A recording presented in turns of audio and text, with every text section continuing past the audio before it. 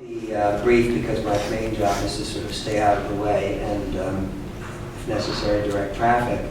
But I would say that I think this is a very important discussion to be having right now. It's obvious from events of the last year and a half, the centrality of events in France and their symbolic importance for the larger problem of Europe finding a form of coexistence with its minority populations, dealing with the challenges of terrorism, with finding what the French call a vivre ensemble with its Muslim minority facing its colonial past.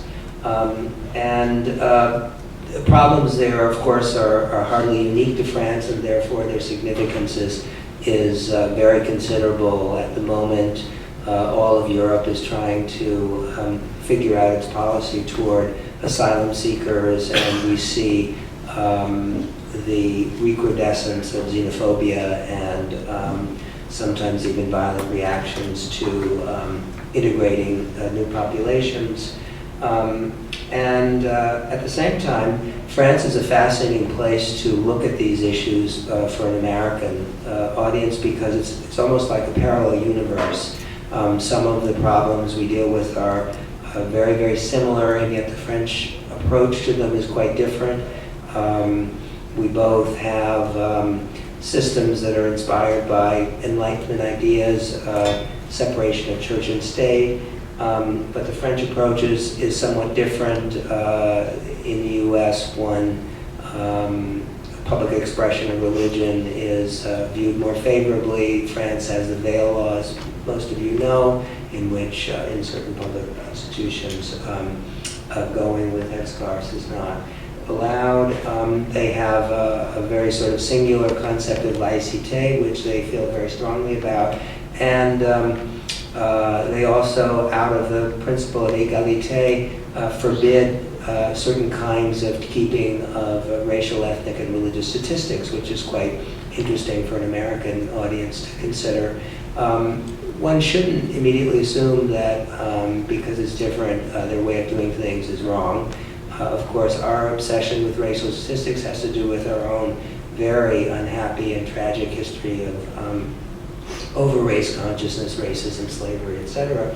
And the French idea is at least admirable, if increasingly at odds with the reality of a multiracial society in which race, ethnicity, and religion matter a great deal, and yet restrictions on studying them are considerable, and perhaps at some point Patrick will talk about the way in which he and his colleagues were able to conduct this important inquiry into these very problems while somehow getting around the complicated restrictions on French researchers on that. Because of this very complicated moment, I'm not sure any time in my lifetime Europe is seen as fragile as it currently seems, at least as cohesion. That it's very, very important for reports of this kind, which get us beyond easy stereotypes about integration, non-integration in European countries, that involve considerable detail, that show the multiplicity of immigrant experience in France, helps us, I think, go another level deeper and hopefully add something to our understanding. So the order of things will be, Patrick will explain to us the principal findings of this latest INED publication that he is one of the co-authors of, and what its implications are for these larger issues of integration, non-integration. Riva will then reply to that and perhaps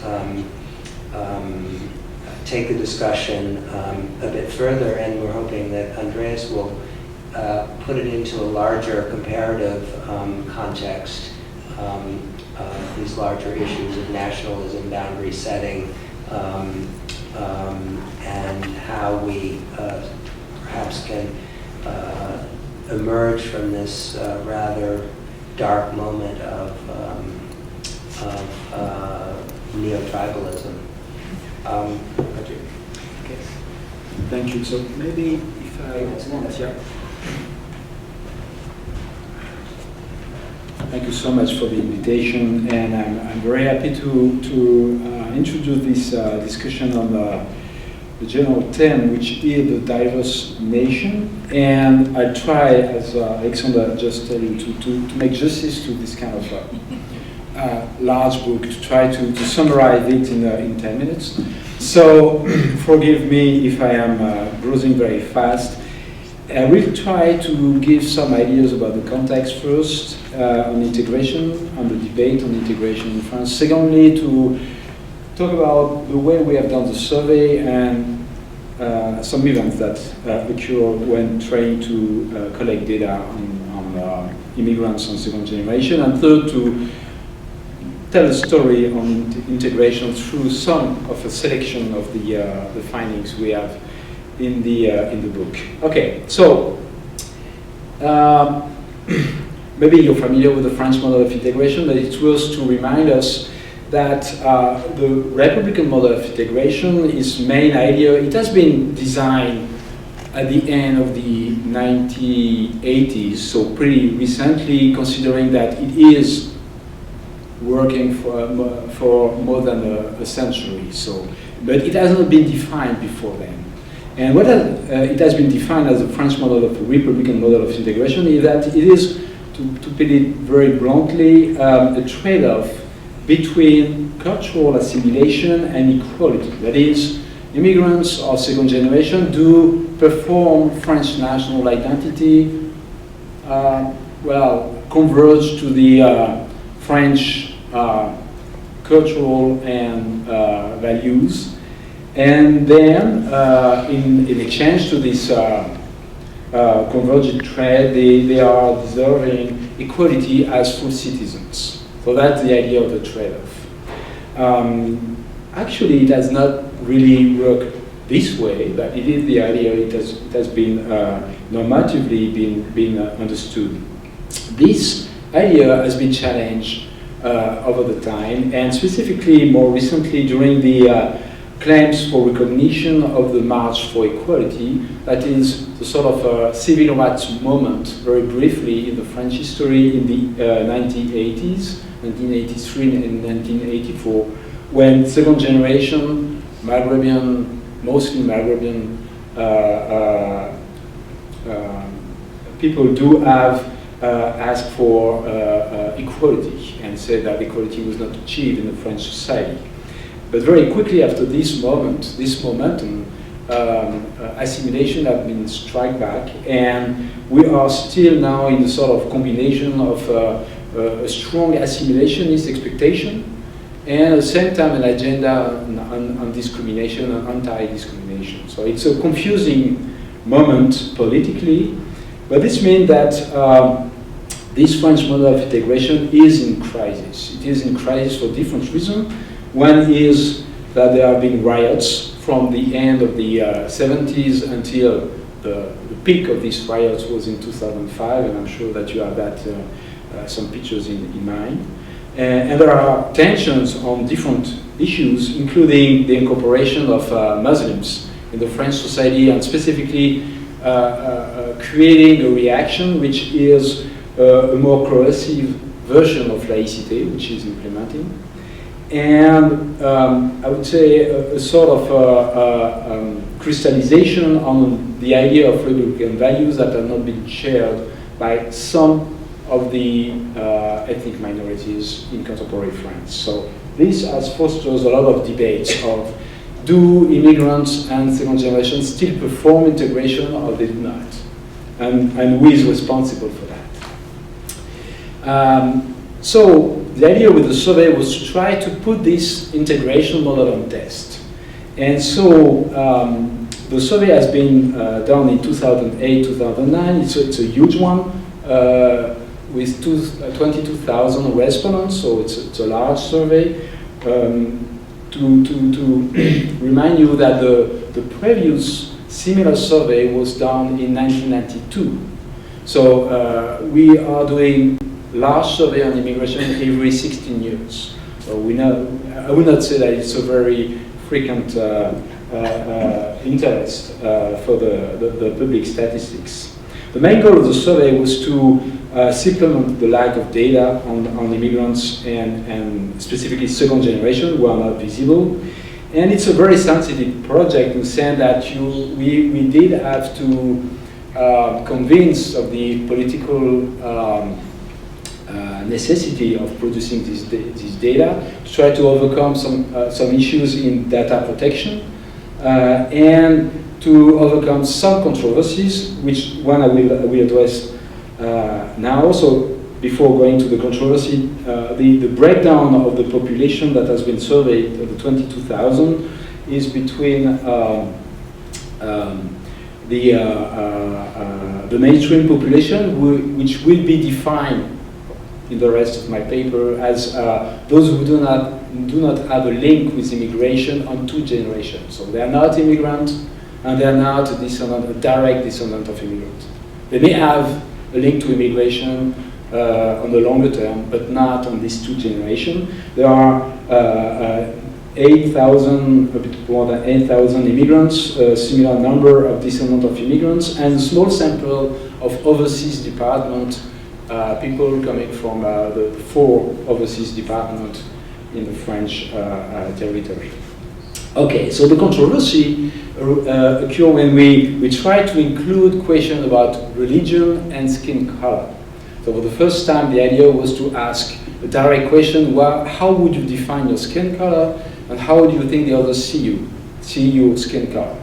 And these suggestions have been usually criticized specifically by an anti-racist organization, SOS Racisme, who consider that asking this question was or more or less equivalent to re-importing the colonial categories, or the question racial categorization that has been made by the Vichy government during the war. So they were making like an equivalence between a research in social science and an official classification. That was one of the problems. They put on a petition, and the petition was saying, I refuse to be asked about the color of my skin, my origin, or my religion. And it has been signed by 100,000 petitioners, including all the socialist party at this time, and including the current President of the Republic, François Hollande, who has signed the petition to censor clearly a survey. And we were able to try to overcome this conflict, which was a misunderstanding for sure, but has been a real misunderstanding, and it has been quite problematic because it goes up to the Constitutional Council, which make a statement that, okay, you could ask questions about integration, about discrimination, but not about race. Because if you ask questions about race, you are violating the Article 1 of the Constitution. So there is some kind of limitation to the possibility to collect data on specific categories, including the racial categories. The point is that there is no definition of race. And so it's pretty complicated to see if you are infringing a statement which, without any definition of what is the categories you should not talk about. And the Constitutional Council somehow make a step back after saying that it's infringing the Article 1 of the Constitution, saying, okay, you cannot talk about objective race, but you could talk about subjective race.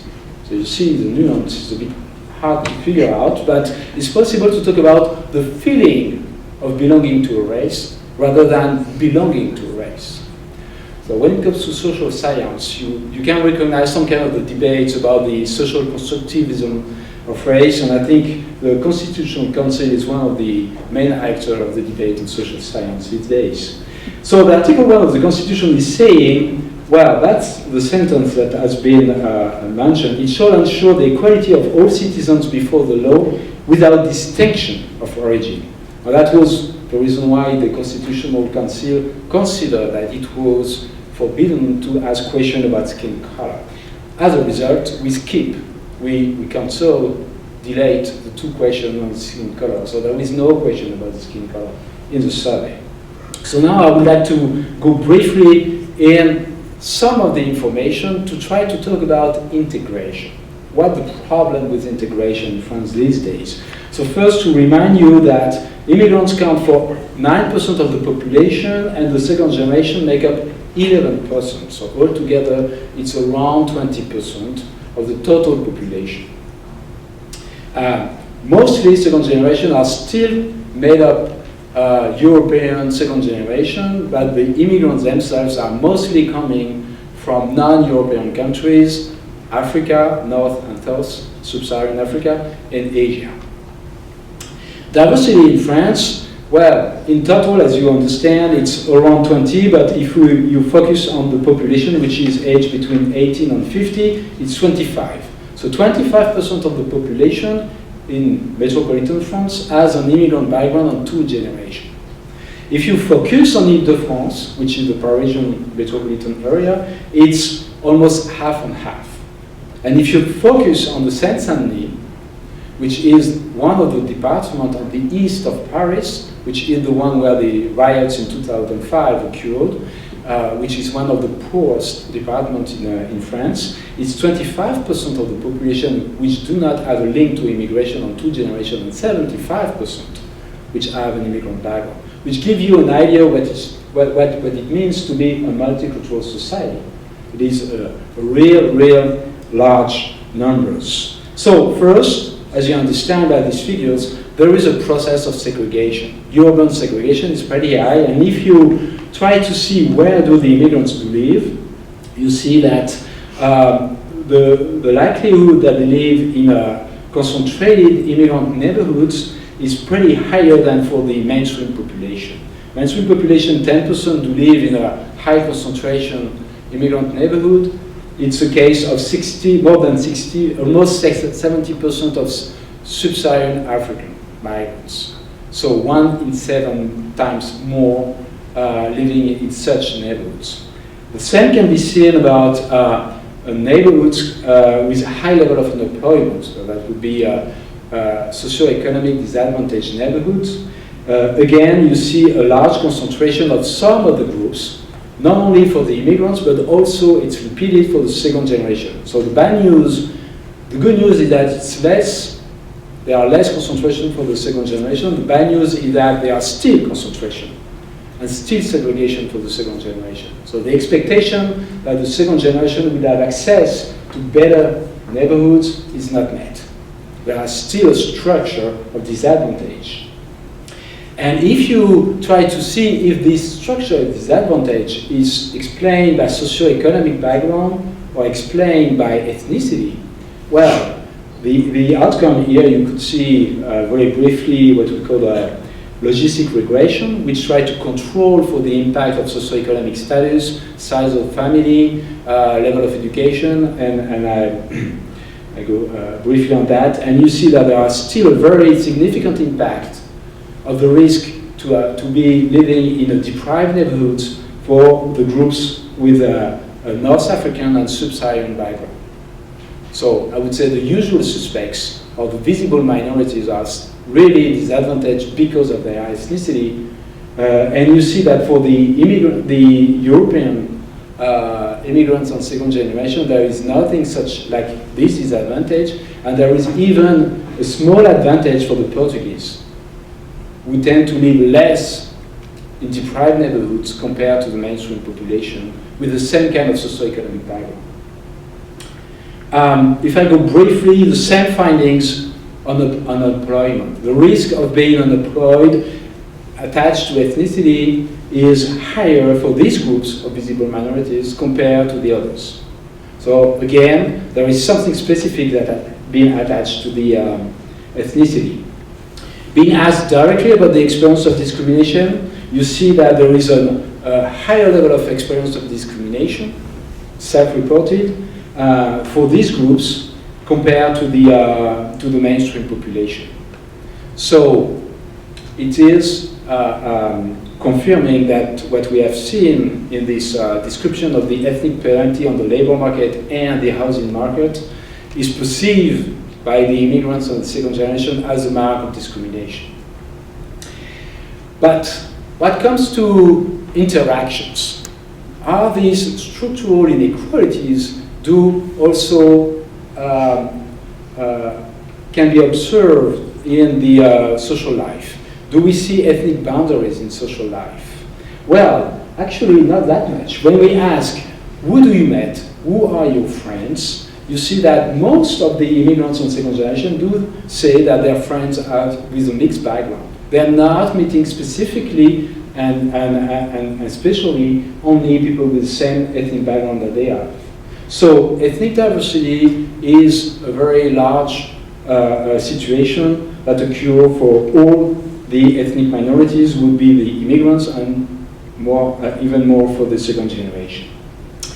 Again, if you go in a more intimate way, do they have partners, sexual partners and spouses from the same ethnic background, or do they mix backgrounds? Well, we have a mixed picture, but predominantly for men and for women, what we see is that not only there is a higher level of intermarriage with non-ethnic partner at the first and even more at the second generation compared to the standard that we find in the American society for racial intermarriage. So there is a higher level of mixity, and this mixity tends to increase at the second generation. So I would say in a very quick statement that there is nothing like a huge ethnic boundary that prevent exchanges on the matrimonial market. And if you look through ethno-racial lines, you have a mixed picture when it comes to blacks on the first to the second generation. It's not growing that much, but those who do have a mixed parentage have a higher level of mixity, and that's also observed for the Arabs and the Asians. So I would say more or less that we would not say that the French society is bounded up through racial lines when it comes to social interactions.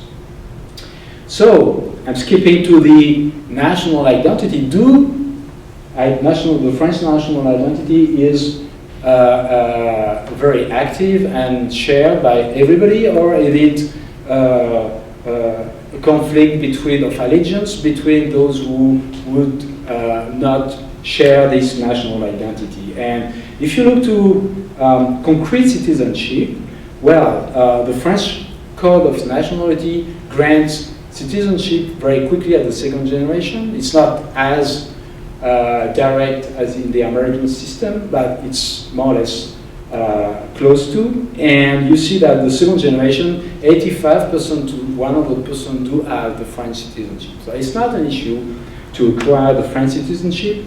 I'm skipping the issue about dual citizenship, which is pretty much in the news these days, but I can talk about it if you like later. Do they feel French? Being asked, well, they say yes.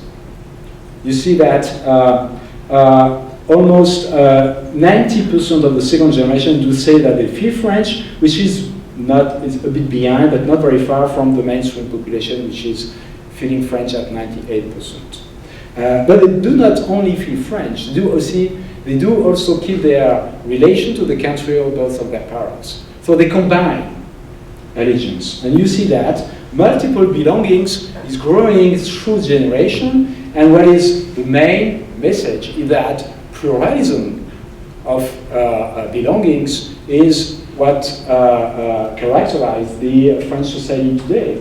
So there is not a conflict between being French or Algerian, there is a combination of it. So hyphenated identities are on the rise in contemporary French.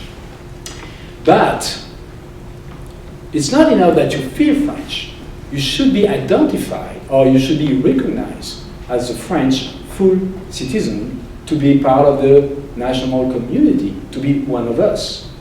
And so we have the question, how often do people ask you where you're coming from?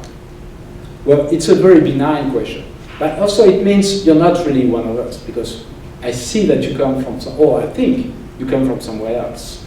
And you see that being asked this question, those who will be considered as blacks, which are sub-Saharan African or coming from the overseas department, whether they are immigrants, second generation, or 2.5, which means born in France with one French parent and one immigrant parent, they are at the same level saying very often and being asked, where do you come from?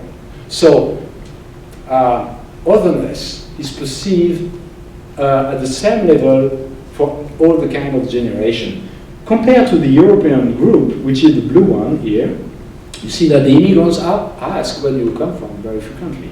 But when it comes to those who are pretty young and those who are born in France, it's a question that very rarely occurs. So less than 10% would say, yes, I'm being asked where I'm coming from. So they are really pass like a French person. They do not have a relation to their ethnic background in everyday life. And being asked the second question, okay, you feel French, but do you think the others see you as French? Now that's the answer. You see that for immigrants, a lot of them say, no, I'm not seen as French. And we are talking only about those who have the French citizenship. So between 60 to 70% say, well, we are not perceived as French.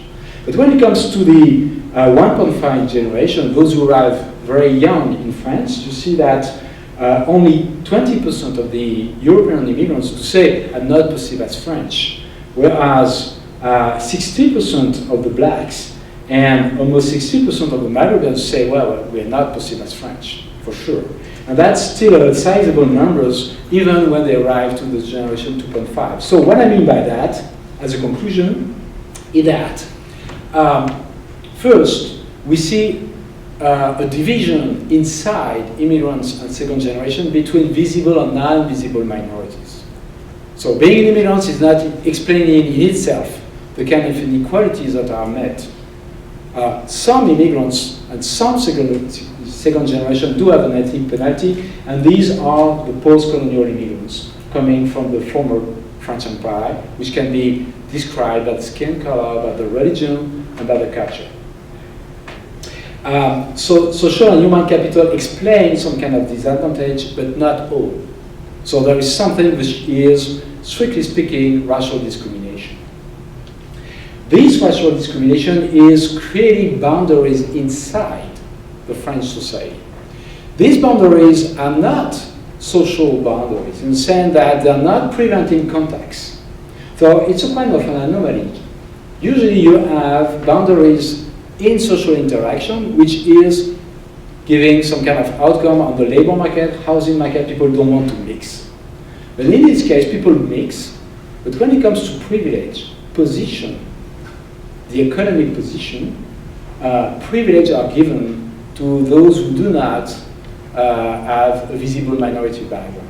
So there's something which is a sorting, a filtering process, which is putting minority as a disadvantage. And the conclusion is that we have an asymmetrical integration. In the same way, immigrants and second generation do play the game of integration, but the society is not giving back, is not paying back the contract, which is having access to full equality. And it creates some kind of tensions which are making the news today in a certain way. Thank you.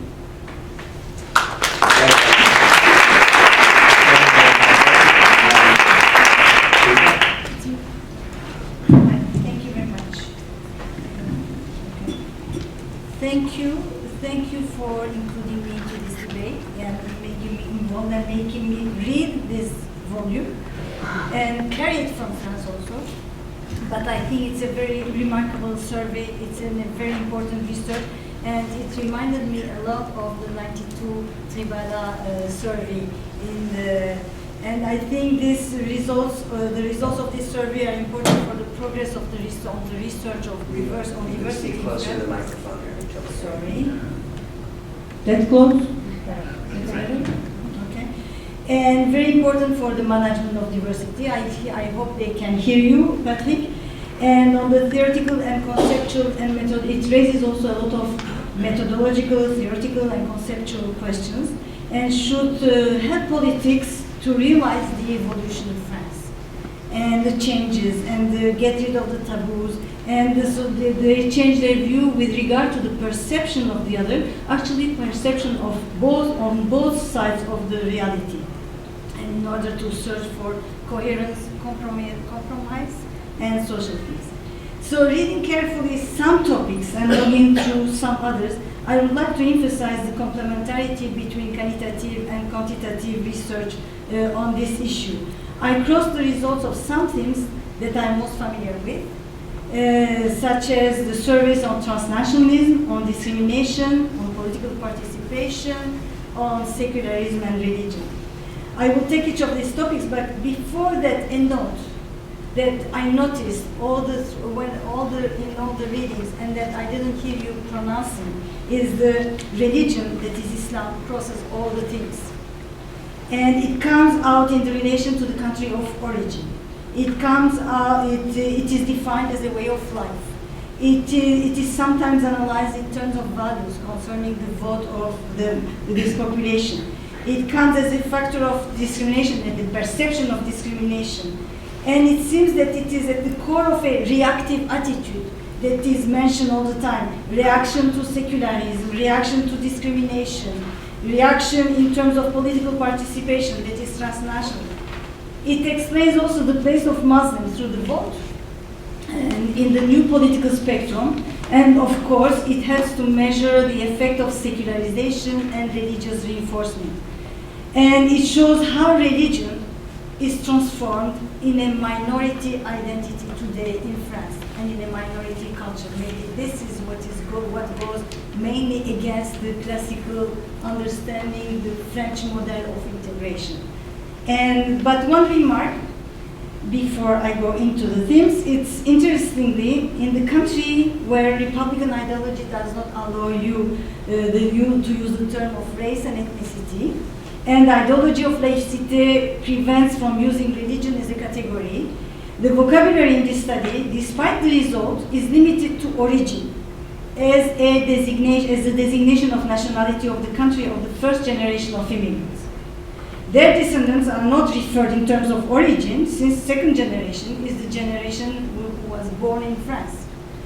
But the same term of origin was used in the 92 surveys, and it created a big debate, mainly by Hervé Lebras at the time. And that reminded me that the same term, maybe because there is no other term to use the nationality of origin, it's come here again. Then my question is, how many generations do we need in order to get rid of the term of origin? Are we going to talk about the origin of the grandparents, for example, for the third generation? So that was my question. I mean, that was what was intriguing me in this, and it reminded me of the debate of the 92, 93, etc. So coming back to the surveys with regard to transnationalism, the study analyzes transnationalism by looking at the effect of the origin. This is understood as nationality of the country where they come from. The effect of assimilation for the second generation. The effect of discrimination, a sense of being rejected from the society and looking for a solidarity as well as you said in your presentation, Patrick. This refined, subtle and nuanced research shows how different generations have different transnational attitudes. Economic, cultural, political for the first generation, mainly for sub-Saharan Africans and Turks. And they are also involved in religious associations. But their participation takes more into account their interest for the country of origin and its political situation. So these countries are problems, political problems, and they attract much more this involvement of the first generation. I don't think only that, but as for the second generation, descendants of immigrants, the study shows that they are less interested in maintaining ties with the country of origin of their parents. That becomes an increasingly abstract, obviously. If they get involved in transnational activities, which I found very interesting in this research, it is because they are attracted to communication tools and to technology. And this explains all the website stories that we hear. The survey shows that their involvement of the second generation in transnationalism is reactive. Reaction to discrimination, reactions to difficulties of integration associated with the living to leave France as a sign of non-identification with France.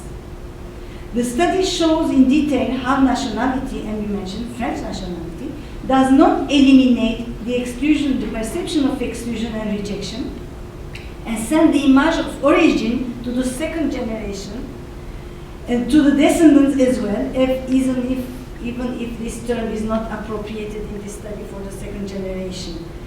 As for the second generation, such an interest is related to their interest in French politics, that means interest in transnational participation.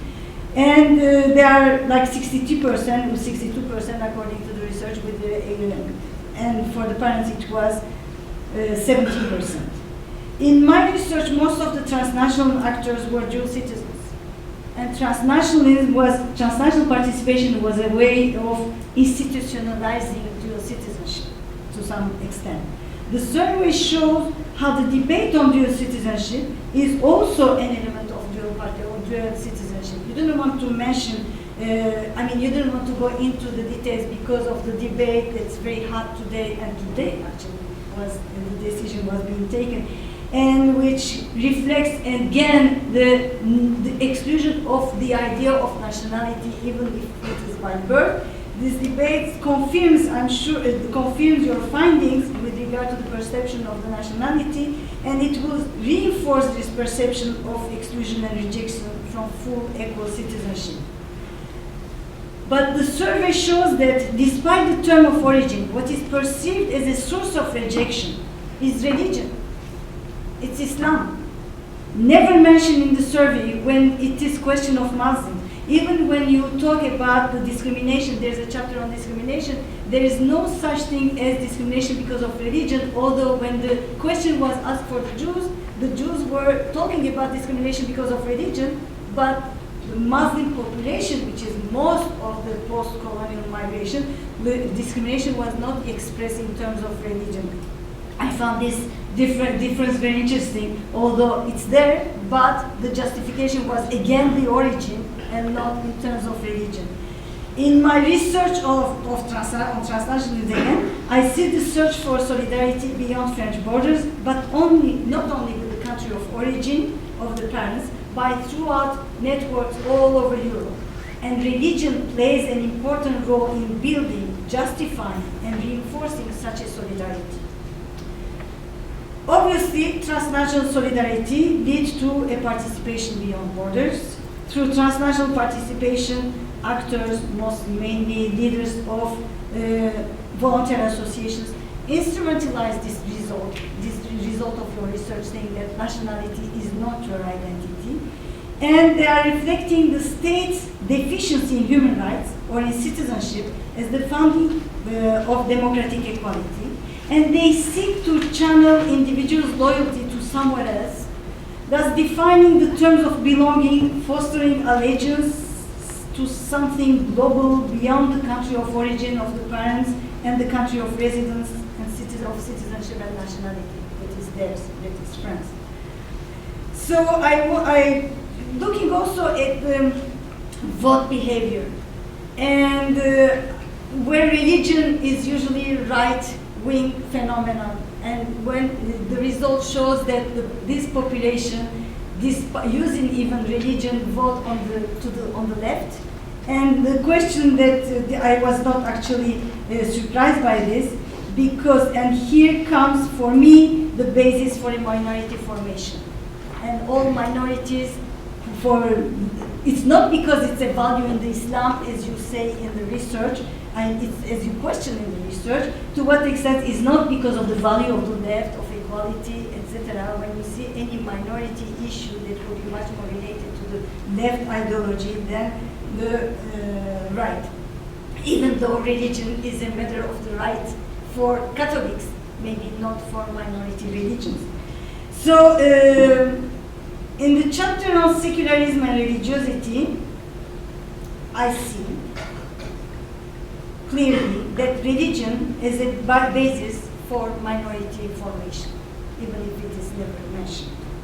But religion as a culture, religion as an identity, but nevertheless as a minority formation, which of course it will go very much against the rhetoric, Republican rhetoric, Republican ideology, the unity of the political community. How can you imagine a minority community belonging to this nation? So what I found also interesting is to see the evolution since the last survey of 1992 that you compare in this chapter. During these years, I mean, the survey shows that on the one hand, secularism is en marche, still there, but on the other hand, there is an increase on the visibility of Islam. And there is also, more curiously, the research shows a reverse situation with regard to religiosity of Algerians, where there was an identification as agnostic for the first generation of the origin, and the reverse situation that is a reinforcement of religion in 2008. And actually, it's the same for the children, where the survey shows that a religious reinforcement is 15% more for Muslims than for Catholics. Second generation of Algerian descent show an increase of 17% of reinforcement of religiosity. The highest proportion among children of immigrants, reinforcement of secularization is 38%, says the survey. Obviously, the international context matters for the increase of religiosity of Islam. I would say for religious identification, it does for transnational mobilization.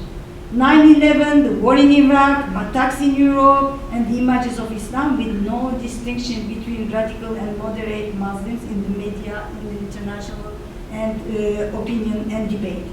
On a national level, the politicization of the debate on secularism on the one hand, laïcité, saying secularism, no French will accept the term secularism. On laïcité, on the one hand, and the politicization of identities crystallized around Islam on the other, explain this reinforcement. Besides religion, Islam has settled at the core of collective legitimate demands for recognition and representation before national institutions, and made of religion a social issue. There I agree with you for this research, that turned Islam into ethnicization of a religious minority, or a minority religion that has been institutionalized with the CFCM, the French representative institution. Although not all Muslims necessarily recognize themselves within such an institutional representation, they express their need for social, cultural inclusion and mobilize against racism, discrimination, or any other form of exclusion, as shows also the survey. The question is then, does such an institutional justice compensate for social injustice? Can demand for recognition be limited to official representation when other institutions, such as schools, are not fulfilling their function in integrating and promoting civil values as a basis for social, cultural, and religious equality? Religious diversity and its expression in public sphere has imposed new realities on Western Europe and will require a continued the redefinition of the relationship between religion and state in order to calm the tensions that you mentioned within the society and within the political community. I think that it is important to emphasize religion as the identity element cementing a legitimate community. It is important to underline the cultural character of such an evolution and the evolution of a minority formation that contradicts obviously the French rhetoric, a rhetoric that obviously goes against the social reality. So with regard to secularism or laïcité, it remains still, even if it is en marche, it remains still ambiguous about the boundary between culture and religion. Culture includes religious identity, what religion refers to beliefs or practices that may be culturally specific. The study shows that it is in decline, practice is in decline. A statistic much easier to measure than more abstract cultural references. When we talk about reinforcement, do we talk about cultural reference or practice? So, since the principle of laïcité was established, such a decline occurred for all religions that, like Islam today, have been outside of the public sphere. In reaction to issues raised by the Scarf affair in November 1989, for the first time, the principle of laïcité has gone several interpretations in France and has emerged as the official religion of France. So this Scarf affair had created a lot of tensions in the society and power balance between state and community, and making religious identity paramount over their national origins. Today, the tendency, the balance of power between state and minority, between state and community, is on the definition and of the participation of the principle and reality between political, social, cultural aspect of citizenship. The increase in religious identification, even though there is an increase of reinforcement, concerns a small proportion. This small proportion mobilizes today the political class, the media, and the opinion, generalizing on the whole Muslim population as if cultural, religious, ethnic, minority identity assertions all together goes against loyalty and leads to violence, attributed to radicalization, and as it is used and misused and interpreted by media and public debates. Today, there are still ambiguity in the definition of laïcité. The principle was taken as granted, needs to be specified and explained, and adopted to religious pluralism that characterizes France like any other democratic societies, as it has been shown. But is the obsession of laïcité a solution today when citizenship and nationality, the core identity of the republic, is a source of suspicion to define the other and excluding him or her from political community? The biggest danger is to associate the question of minority to the question of security, which is what we are going through these days. Such debates, as the one that are engaged in France today, lead the nation to give up the principles that made its strength in history and draw profound internal boundaries, more than I think you found in the survey, within the political community, to carry international conflicts into national societies by giving the idea of délit de peine de grave à la nation to this population.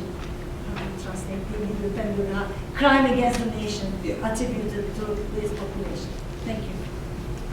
Thank you. Thank you very much for having me on this panel, and I would like to start as Riva did with big congratulations to you and your co-authors. It's a major achievement, not only in terms of the volume and the amount of kilos of published work that you've produced, but also just the sheer quality of the work that you've done. I think is a major achievement, not only for France, but also from an international point of view.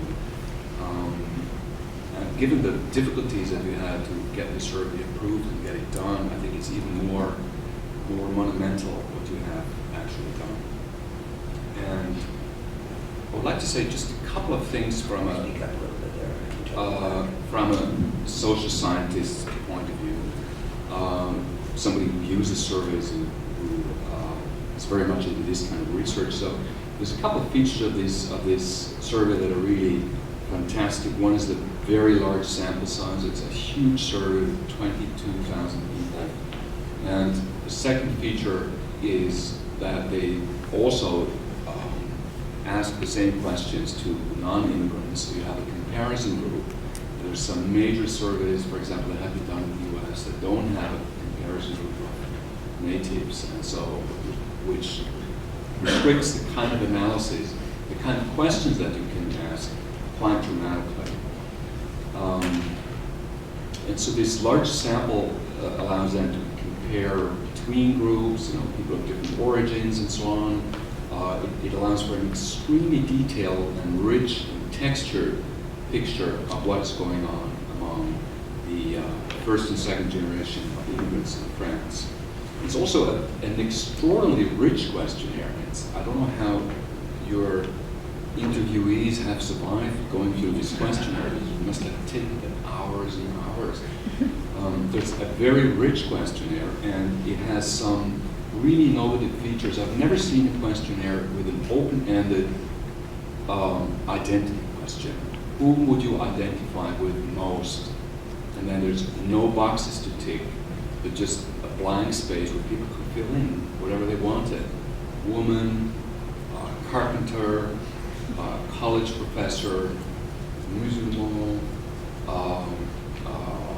somebody of Algerian descent, whatever they wanted. And I cannot imagine the nightmare that it must have been to actually then code all these 22,000 answers to these questions. But it allows for an extraordinarily rich and differentiated and interesting picture on the identity question that I don't think any other survey in the world has been able to achieve. It also has an extraordinarily rich battery of questions on discrimination. I think it's the most sophisticated survey of that size on that topic. I think it's quite extraordinary, and the work that they've done with that data, the analysis that they produce is just outstanding. Last but not least, I would like to say that a lot of people have used this survey now. A lot of my students at Princeton and other places have used it. And everybody that I've talked to that used the survey, I haven't done it myself. They all are enthusiastic about just the sheer quality of it. And when you start working with data, then you know how well it's done, sampling frame, how well things are explained, how much missing data there is, all these terribly boring technical things that are extraordinarily important because they determine whether you can rely on your findings or not, and what you can actually do with this data. So it's an extremely high quality survey, and so it's I think it's a major breakthrough in the research on immigration, not only for France, which is quite obvious, but also for the international research community that has, I should add, become much more comparative recently, much less focused just on one country. And so it's also a service to all of us who are in the business of trying to compare immigrant trajectories across the country. So what I would like to do now is I would like to highlight some of the findings. And unfortunately, some of them are parallel what you've already said. I wasn't aware that you would do a kind of a substantial summary. But I would like to highlight these findings. I would like to put them in perspective of what the average American social scientist would think you would find in France. And so the average American view of the situation in France is actually, I'm stereotyping a little bit, I'm exaggerating a little bit, but it's largely a negative view of what's happening in France in the domain of immigration. So the most social scientists would say that in France, problems of racial exclusion and discrimination are at least as bad as they are in the United States. And they would identify a high concentration of immigrants in certain neighborhoods that you've highlighted, and they would equate these banlieues with American ghettos. And they would point at the riots in, when was it, 2002 and 3 and so on, and 2005. And then 10 years earlier, I think there was something similar, and they would immediately equate these with what is called race riots in the United States. So it would be, most social scientists probably would just simply project the US equation one-on-one to France. And some of our very senior and established colleagues, whom will go unmentioned tonight, are in the business of doing this actually professionally, as it were. And then the next argument will be, but it's even worse in France than it's in the United States, because there is, for two reasons. One, there is the whole Muslim exclusion problem, that they have prohibited veil and so on. There's this Muslimophobia that has reached dimensions in Europe as the stereotype goes, and in France particularly, that are beyond what the traditionally religiously tolerant US has seen.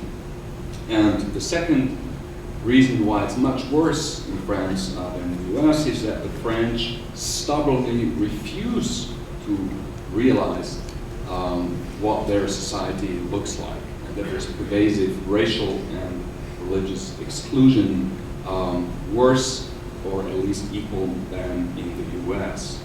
And they reject even having statistics on these things, they reject having affirmative action, even having a discussion on affirmative action, so there's a complete denial of the reality that, according to this perspective, is a reality that is quite similar to the one in the US. So that's the stereotypical view of what the French situation is that you can find among the educated public, New York Times and so on, and also among some segments of the professional observers of these kind of things, social scientists. There is a couple of things that I would like to take out of this massive book that I haven't read cover to cover, but I found some kind of, I think from that perspective, extremely interesting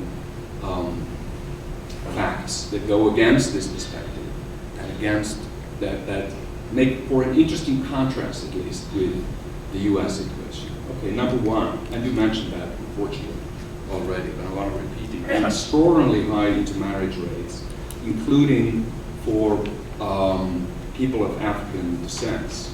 Overall, 47 of men from Central Africa and 43 of Algerian men marry somebody who has no immigrant parents, so somebody who is in my terminology of native origin. This is quite extraordinary. So they don't marry other immigrants, but people who have no immigrant background whatsoever. And this is quite striking also if you compare it to the much lower intermarriage rates of Portuguese men, which are only 38%, which is considerably lower, and they're obviously European, or of Turkish men where the intermarriage rate, the outmarriage rate is extraordinarily low at 9%. So it's a very complex picture here that emerges where people of African descent are marrying more into the French white native group than most of the other immigrant groups, including other European whites. So that's kind of an interesting fact that just goes against the commonsensical perspective of how most Americans see the French situation. The second is that, and now I'm talking about education, that people of Central African descent, and this is the subgroup of people who report to be most, not surprisingly, to be most discriminated against by French in most domains. They have a higher high school completion rate, baccalaureate. That's not exactly high school. It's more than high school, actually. It is high school, but Plus one. no. High school plus one, it's one extra year, but it also involves a severe exam, so, Right. which most Let's people leave it. fail. Let's leave it at that. So they have higher high school completion rates even than the natives, while Portuguese, Spaniards, and Italians have much lower rates, similar to those of people from Algeria. So that's, you can see again, there's facts that just go against this commonsensical perception of French reality basically being equivalent to the US reality, but that is covered up by a huge denial and plenty of Republican false consciousness. Republican in the sense of French Republican ideology, obviously. Third point, upward social mobility, being in a profession that is better, higher paid, more prestige, and so on, than your parents. Upward social mobility among immigrants from the Maghreb is actually higher than for immigrants of Southern Europe, and higher than for the natives as well. This is quite stunning. And it also goes against this miserabilistic portrait of France as a place of rampant but hidden exclusion of people of Maghrebinian or African origins. Another point is, now we come to the identification questions. There is very little identification with racial categories. Only 3 to 2% of the second generation identify with the corresponding categories.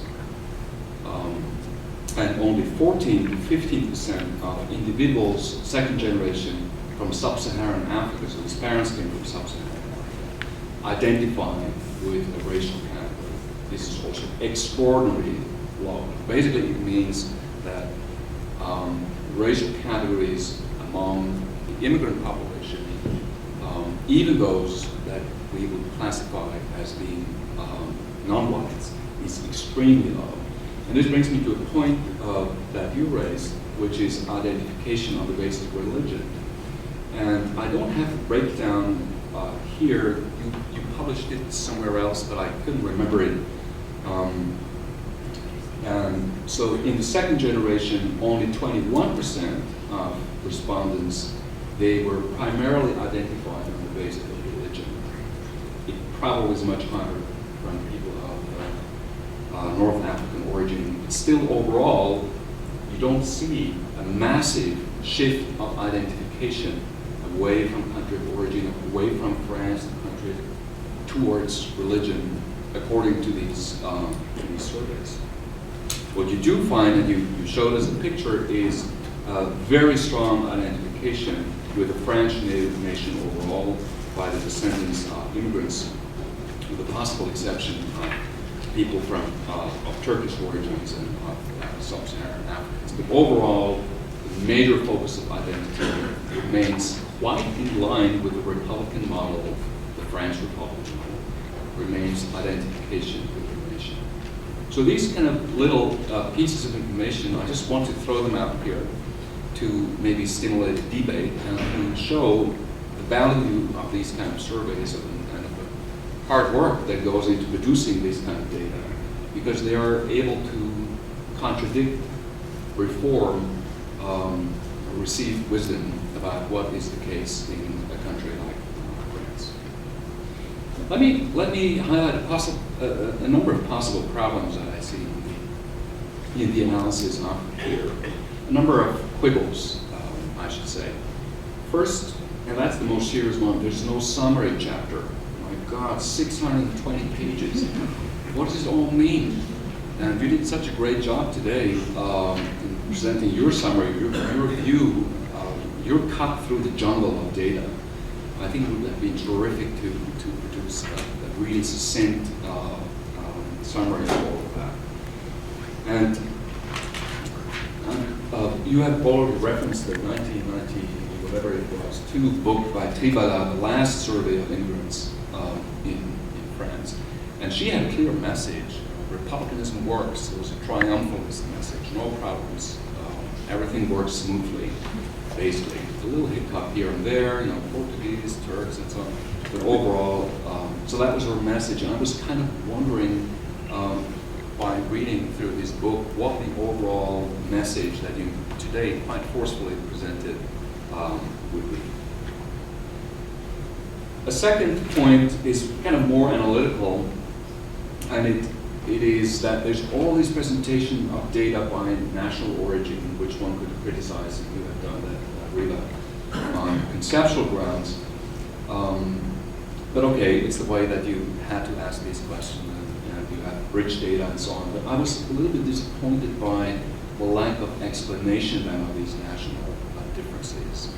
So you find that on this dimension of integration, let's say education, you have certain people of certain origins do extremely well. I mentioned Central Africans and baccalaureate, and others, other groups do extremely not well.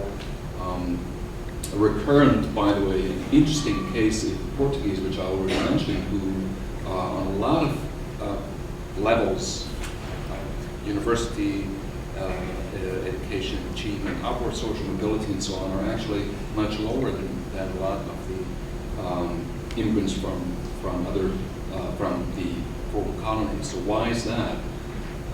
How is that compatible with a racial exclusion story that you seem to lean towards in your summary?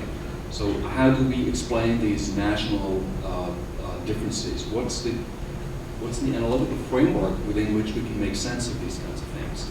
So I was kind of left struggling, looking for answers for these kind of questions. And the second and a related point is what exactly, I mean, the main emphasis of the book is obviously a discrimination perspective, right? And that's also what we kind of highlighted here, but what exactly are the categories according to which this discrimination occurs and is affecting people's lives remain somewhat unclear to me. And there's so much data here that need to be made, to be consistently interpreted. It's actually quite a hard task to do that. So I was wondering, is it Europeans versus non-Europeans? So is it the visible minority kind of story? That's the story that you highlighted today. That there's, as I highlighted, there's a couple of facts that just don't square well with that story. So is it more about regional origins? Is there differentiation in terms of categorization by the majority of population and discrimination accordingly of Africans versus North Africans versus Asians and so on? Are these the relevant boundaries that are drawn? Is it about religion, as you kind of highlighted and you emphasized? Is it the growing Muslim versus the rest perception that actually guides people's perceptions and behaviors? And finally, also a mildly critical point, and we've talked about that many, many times over the last couple of months. What I would like to have seen is a more systematic comparison of these origin effects. The whole book is about there's effects of origins, right? If you have these equations and you've seen these, Patrick has shown a couple of these, then being sub-Saharan African origin has a statistically significant effect on some kind of outcomes that you measure, education, whether you live in a poor neighborhood or not, and so on. How do these effects compare to other effects? There's lots of other things that influence where a person ends up living. The income of your parents, the education that your parents had, your own education, the friends, the networks that you have, where you grew, and so on and so on and so on. So there's a whole, reality, social reality is a hugely messy, complex kind of thing. And I think it would be, before one kind of zooms in on the discrimination story as we do, it would be useful to compare these kind of effects, origin effects, with other things that are going on in society, to see what's the actual magnitude of this. Statistical significance doesn't mean much, it just means there's something there. But this something, how important is it? How is it structuring? To which degree is it structuring the reality of society? And I'll stop here. I'll take a few minutes to reply to some of the questions that have been raised and then open it up to the audience for some questions. Maybe if you open, as you want. No. Or would you like to open it first and then answer? And I will be. Okay. Anyone have this? Yeah. Tell me how far.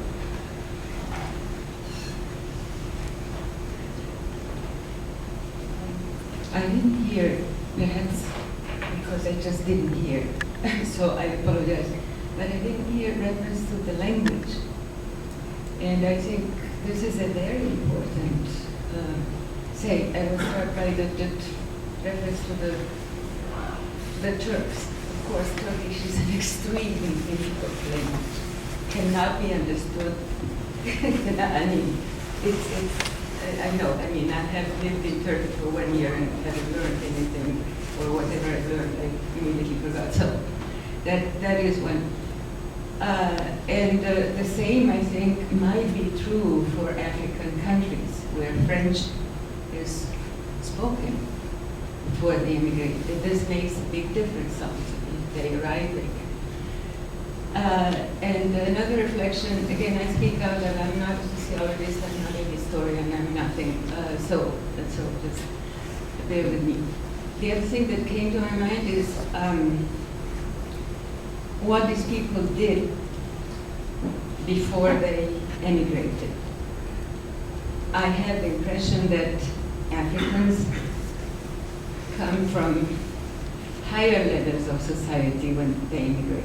They have already studied some, they are more intelligent, they are whatever.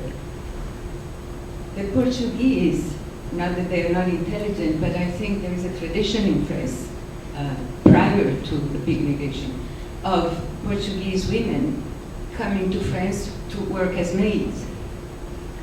And this kind of, okay, we're here for that. We are not here as immigrants, even though eventually they will stay. But we're here as that, and so the integration is minimal. That's all. Gentleman back there, the question.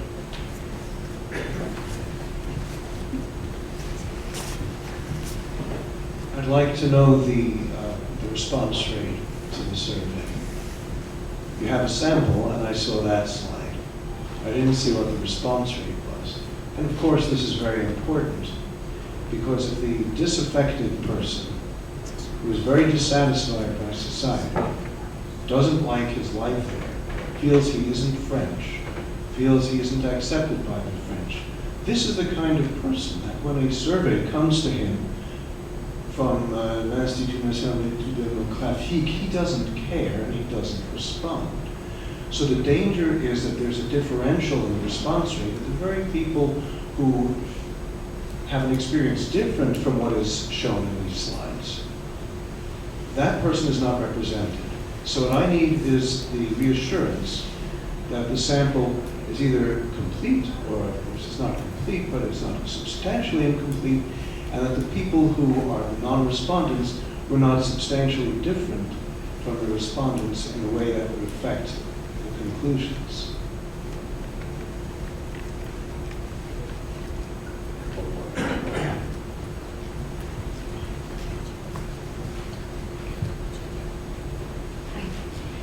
First, since the publication, have you heard any feedback from any French politicians? And just to open up a bit more the debate, what tools and ideas could we borrow from the United States to have, to deal in a better way with diversity in France? So, there's someone behind you. Thank you. What a fascinating discussion. Yeah, just profound. So I've been coming to these lectures for years and hearing sort of the same, or sort of drawing the same sorts of conclusions. And it was interesting to me, and it sort of confirms some things I had been thinking before, in terms of there being that sort of social, the ease of social mixing, la mixité, right? But then there being the issue of jobs, employment, housing, et cetera, and trying to understand where that comes from. Why is there that disconnect? You mentioned there was disconnect. You didn't really say why that was, which I'd be interested in what your thoughts would be on that. And literally just this weekend, I was watching a documentary on France 2 called Les Français c'est les autres. And the children in this particular classroom I'm not sure, I think it was in Saint-Denis, it was in another part of Paris. But when asked if they felt French, just about every single one of them said that they didn't feel French. And that's been sort of my experience. And again, my anecdotal experience can't compete with the vast amount of data that you've collected. But that's generally been my experience. And as an American, as a Black American in particular, that's always been sad to me, because I do admire the French ideal to some extent. In that I do appreciate the level of mixing that I don't necessarily see in America. But I'm afraid that because of the failure of actual integration in France, that it's going to become more like America. And I'm not necessarily interested in seeing that happen. So I'd be sort of curious about what your prescriptions, or if you have any prescriptions. And yeah, thank you. And I would like to give the chance, so if you want to comment, you step in, okay? So thanks so much for your comments and for your questions. I think there is a lot that has been said. I have maybe I want to get some of the points. So maybe more precise question about the language. I haven't developed the issue here, but we, interestingly enough, the issue of language is not a debate in France compared to Germany or the Netherlands. The idea that the second generation will not master French is not really put on the table. There is an expectation that if you go to the French school, you will speak French, and that's it. So, well, you may have issues for your educational achievement, but the level of expression is not perceived as an explanation for this. Compared to Germany and the Netherlands, where the idea that the Turks, even third generation, which have been all in the German school, would still have issues for speaking good Dutch, a good German. I think there are different ways to understand the world of language. So if you see in the families, what we found is that very quickly, for the second generation, they have been raised in a mixed language. That is, they speak French with their parents, and they speak also the language, the mother tongue of their parents in most cases. So pluralism is again at work. And you're right saying that for immigrants coming from the former French Empire, they do have more exposure to French than the others. But still, it's not, I mean, the level of education in French was not that good. And so what we see is after 20 years, Portuguese may speak better French than Algerian, who keep broken French, which is not very often they don't read French, for example. So there are limitations, even though they do have higher level of understanding of French for everyday life. So language is playing a role, but it's not a crucial, at least for the public representation, it's not a crucial role. And when it comes to education, for the second generation, it's not an issue, and for the first one, it may play a role, but it has been very quickly the participation to the labor force is making a difference. And I think that's something that may change with higher employment factor. And the question about the response rate, you're right. We did have a 71% of response rate, which is pretty good. Even though most of the explanation of those who have not answered is not because they refused to answer, it's because they were not able to be found, because we tried to see people who have moved. Actually, we made a very specific survey, which is not a household survey. Household survey means you knock on the door and you take whoever is there. So what you are sampling is an address. But we have sampled individuals taken from the census. So it's a very individual. We want Mr. X or Mrs. Y. And so when Mr. X or Mrs. Y has moved in between the census and the survey, we had to find them again because we didn't want to have bias with the movers. And of course, it's more complicated to get people who have moved because you have to find the new address. There's been an incredibly complicated process, and then we have missed people for sure, and it may have some kind of relation with a specific social profile, but it's hard to guess. Understand? Politicians, and it has been said also by Riva. Of course, the expectation when you do this kind of surveys, and it's pretty expensive survey, which is funded by the public institution, so it's more or less part of the process of drafting public policies, right? In expertise for decision making, you would expect that they would use it. Well, frankly, they don't. This is one of the problems that we do have a distance between the kind of expertise we try to do and the reception of this expertise by politicians, for a good reason, that politicians are doing politics for public opinion. Even though we are talking about evidence-based policies, when it comes to migration, integration, discrimination, most of the policies are trying to answer to anxieties. And anxieties are not based on facts. Anxieties are based on stereotypes and discourse.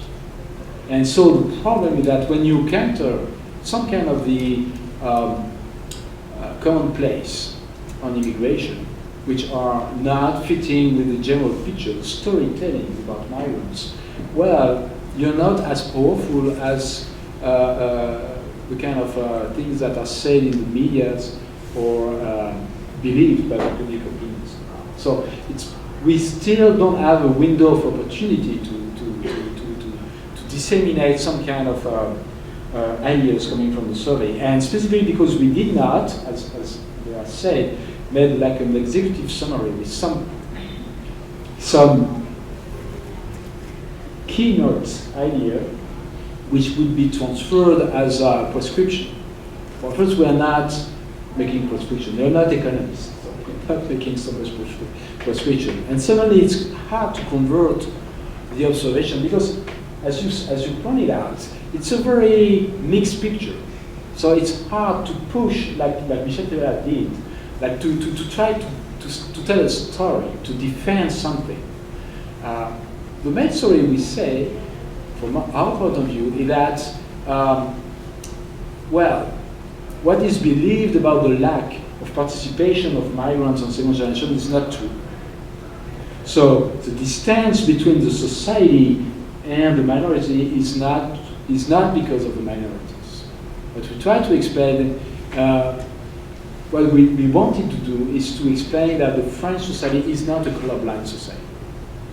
So that was one of the findings, and honestly, we tried to do the survey to see, as you say, the impact of the origin. So you call it ethnicity, race, origin. I think it's important to make a distinction, but at the same time it's complicated. So let's say something which is not based on social class, on social capital, it goes beyond that. And that part of your life chances, what you meet in your social trajectories, can be explained by your ethnicity. It's not all the picture. Of course, social class play a great role. Education of your parents play a great role, but it's not explaining all. That was the point. So we try to understand what was remaining. Of course, doing this job, we are not doing a fair job because we're not explaining that, of course, at school, most of the differential inequalities can be explained by the social class of the parents. It's not all explained by race, but it's also explained by religion and race. And this is something that should not occur in the French system because the French system believes that it is immune to race and ethnicity. And this is not true. So one consequence when it comes to the takeout for the US, I don't know if there is so much takeout for the US. I mean, the first takeout is that social mix is important to create avenues, and there is a real lack of social mix, or at least interracial mix in the US. But it's not doing all. So there are societies in which boundaries between groups are not created by the lack of contacts, historically or currently. And you could find the same kind or similar kind. I don't know if we have to do like a competition between societies or which one is more discriminated against than the other, but there are still discrimination, even though there is not prevention and social distance between groups. And so social distance is not making up. It's better. It's not preventing the same that people who are eager to get into contact with minority members, not to discriminate them when it comes to access to jobs and housing. You're my friend, but you're not the one for the job. And that's something complicated to understand and to describe how it works. And I do agree that the survey is not giving all the explanation. We lack of explanation. We simply draw some kind of observation, and that's important to get and to go deep into it, but we're not telling all the story. We need more, there are more qualitative surveys to do, more experimental surveys to try to understand the mechanism behind these selections and this bias, but at least we thought that the survey could provide that. And to finish in my answer, I think the role of religion that you point out as well, Riva, in my presentation I was pretty limited on that. And I'm pretty limited for two reasons, one bad and one good. One good was I did not have so much time. That's the good one. The bad one is that I've not been educated as a researcher to work on religion. That's some why. Yeah, no, because like you have been, I've been trained in the social science in France where we don't talk about religion. That was the case. I mean, you make a way, I did not. that's a difference. But honestly, I mean, all our conceptual framework was not taking immigrants as Muslims. I mean, it is a recent trend to identify immigrants coming from North Africa or Sub-Saharan Africa as Muslims. Religion was not the salient dimension that was defined then. It was maybe a mistake. Maybe that was for a good reason that it was not that important in the 70s and the 80s, beginning of the 80s. And then it is more and more important. So we should make our way. And I think I'm learning to do it. But I think we got a lot of things in the survey about that. And we can rearrange, as you pointed out, we have significant findings that show that the religion play an important role. So we are now in this work, yeah? Every time, in every chapter that I read, Yeah. every attitude is explained as a reaction. Yeah. And reaction, right after the reaction comes discrimination because of. Even for the vote, when you say, is this a Muslim value to vote on the left? For example, it's there, but it's not pronounced. So you bring also, the message is to what extent the Republican ideology is there for the researcher himself or herself, that the way we carry our research and the way we interpret the results is very much the internalization of these ideologies. Absolutely. And that we carry. But if you observe qualitatively, and then you make them talk about this, you cannot avoid it. But Qualitative as reasoning. you pointed out, when we asked, have you been discriminated against? A lot of people with a Muslim background will say yes. And you say, why have you been discriminated against? And they don't talk about religion. I was surprised. I mean, only 8% would say I've been discriminated against because of my religion. And all the others would say because of my skin color or because of my ethnicity. They would not talk about religion. And when being asked how you define yourself, as you pointed out, 30% of the Muslims will say, I define myself by my religion. 70%. So it's higher than the Catholics, lower than the Jews, and 70% will not talk about religion to define themselves.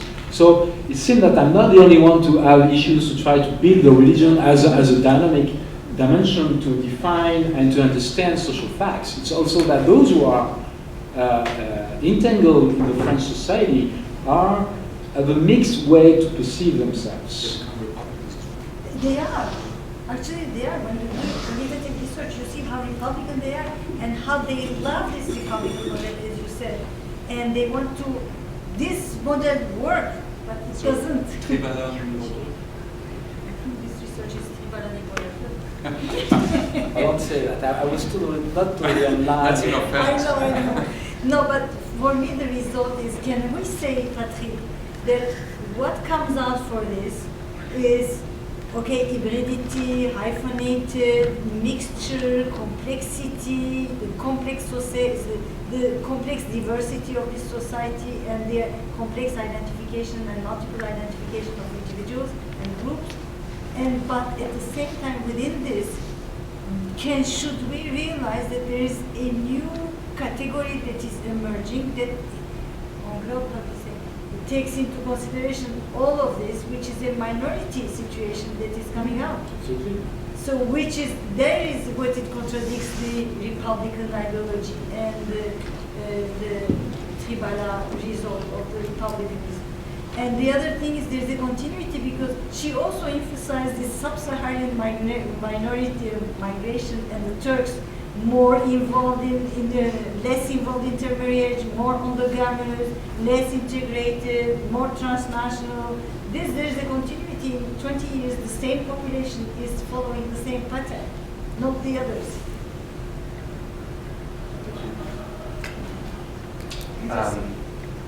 I was struck by that.